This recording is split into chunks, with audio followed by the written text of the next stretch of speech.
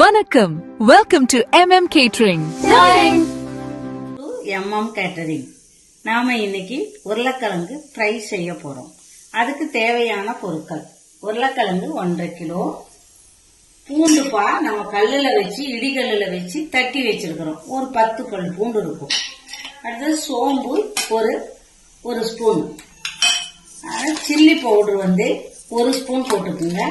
இது மிளகாத்தூள் 1.5 ஸ்பூன். எங்க காரத்துக்கு நான் போட்டுக்கிறேன். உங்களுக்கு காரம் கொஞ்சம் தூக்கலா வேணும்னா 2 ஸ்பூன் போட்டுக்குங்க. தேவையான அளவு உப்பு. இதுதான் தேவையான பொருட்கள். இப்ப நம்ம வானலியை அடுப்புல வச்சு வானலியை சூடு பண்ணிட்டு எண்ணெயை ஊத்தி நீங்க மத்த இதெல்லாம் போட்டீங்கன்னா கரிஞ்சு போயிடும். அதனால அடுப்பை வச்சு நம்ம வானலியை வச்சு எண்ணெயை ஊத்தி இப்ப நம்ம சில்லி பவுடரையும் சிக்கன் மசாலாவையும் போட்டுக்கலாம்.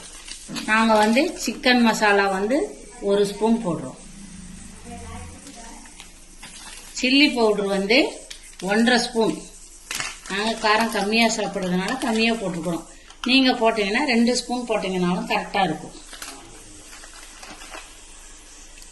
இது போட்டுட்டு இது எண்ணெயில கலந்ததுக்கு அப்புறம்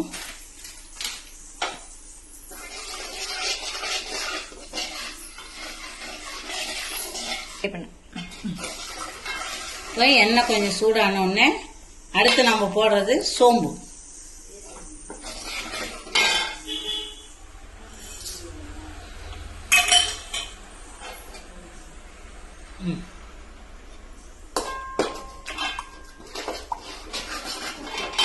இதுக்கு கடுகு, ஜீரகம் இந்த மாதிரி எந்த ஐட்டமும் தேவையில்லை. மிளகாத்தூள், சில்லி பவுடர், சோம்பு, பூண்டு, தேவையான அளவு உப்பு, உருளைக்கிழங்கு. ரொம்ப சிம்பிளா இருக்கும், சாப்பிட டேஸ்டா இருக்கும்.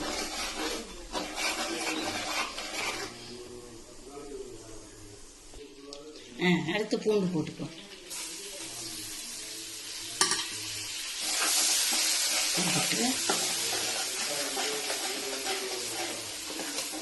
அடுத்து உருளைக்கிழங்கு.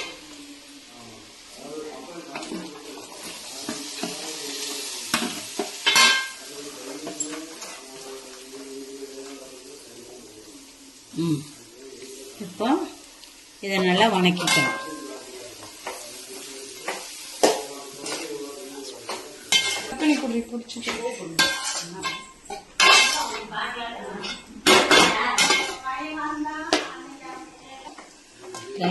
எண்ணெய் ஊற்றி அதில் உருளைக்கிழங்கு போட்டு வணக்கி வச்சுப்பா. இப்போ தேவையான அளவு உப்பு, சால்ட்டு போடுங்க. கல் உப்பை போட்டுறாதீங்க, அங்கங்கே கடிப்படும்.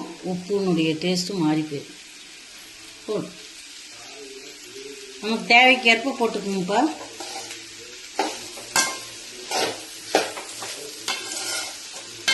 போட்டு நல்லா வணக்கி விட்டு லைட்டா தண்ணி தெளிச்சு விடணும். ஏன்னா உருளைக்கிழங்கு வேகணும் இல்லையா. லைட்டா அப்படியே தெளிச்சு விட்டீங்கன்னா கொஞ்சம் வெந்துக்கும். ஒவ்வொருத்தரும் நம்ம எண்ணெய் அதிகமாக ஊற்றி எண்ணெயிலேயே ஃப்ரையும் பண்ணலாம், அப்படியும் பண்ணி கொடுக்கலாம். நான் இன்னைக்கு தண்ணி தெளிக்க மாட்டேன், எண்ணெயில தான் ஃப்ரை பண்ணுவேன். நீங்க தண்ணி வேணும்னா தண்ணியில, ஏன்னா அதிகமா ஆயில் சேர்த்துக்காதீங்க இருப்பீங்க. அவங்க லைட்டா தண்ணி தெளிச்சுக்குங்க. நாங்க எண்ணெயிலேயே ஃப்ரை பண்ணணும்னு ஊற்றி வச்சிருக்கிறோம். அதை அப்படியே மூடி வைக்கும் போது அந்த ஆவி தண்ணி உள்ள இறங்கும், அதுலயே காய் வெந்துக்கும். ஆனா இது டேஸ்டா இருக்கும். நீங்க தண்ணி தெளிச்சு போடும் பொழுது கொஞ்சம் டேஸ்ட் கம்மியா இருக்கும். இவ்வளவுதான் வித்தியாசம். ஏன்னா எல்லாருக்கும் ஆயில் ஒத்துக்காது இல்லையா. ரெடி ஆயிடுச்சான்னு பார்த்துக்கலாமா.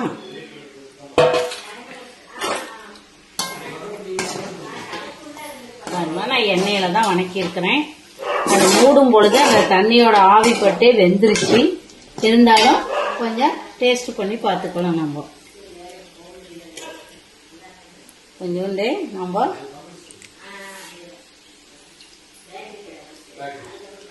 நல்லா வெந்துருச்சுப்பா. ஓகே, நல்ல சுவையா இருக்கு. போதும், நம்ம ரெடி ஆயிடுச்சுப்பா உருளைக்கிழங்கு ஃப்ரை. சாப்பிட்டு பாருங்க, வாங்க சாப்பிடலாம்.